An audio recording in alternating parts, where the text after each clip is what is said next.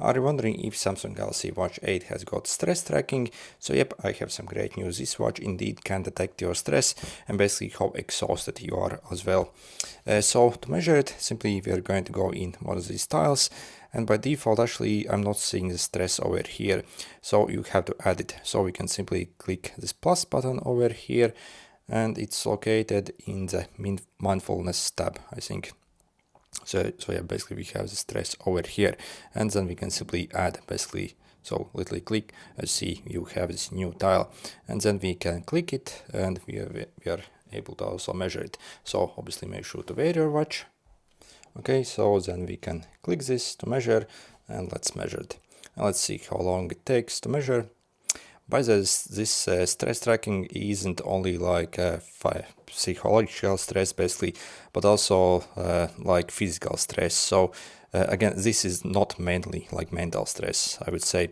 Of course, if you are stressed out, also it will show you it high, but also if you have also exercised basically before this and also done some basically heavy lifting maybe, again, this also will probably show up as high. Also, I suppose also if you are getting ill as well, this watch also will maybe report the stress as high. So again, this isn't like mental stress for most part. Of course, if your mental stress also is high, it also will display that. But again, do not think that just because it shows you high, you actually have like high mental stress. But again, so it's all things really considered together. And also this value actually changes dynamically as well. So pretty much every single minute almost. So if you measure it after some time, maybe it will actually go down.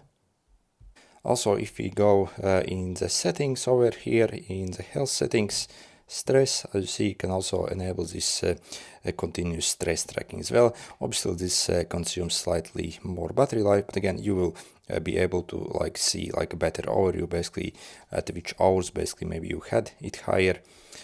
So and also I think in the Samsung Health app we could actually see this. So let's see where we have it.